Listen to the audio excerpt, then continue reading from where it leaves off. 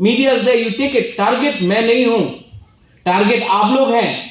मैं तो ढाल हूं, आई एम योर शील्ड। मैं आपके सामने खड़ा हूं, इसके लिए आज सब गोली मुझे लगता है। जिस दिन मैं हट जाऊंगा गोली डायरेक्टली आपको लगेगा। ये मीडिया कवर करो।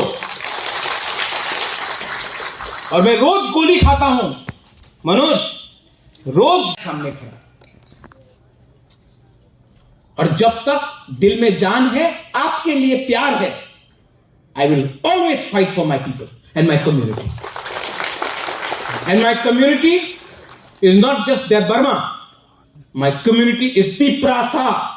सो right that down. My ideology is not Congress और बीजेपी और CPM, my ideology is tonsak. And that should be your commitment also. My community is the most important thing for me when I look at the future. Survival and existence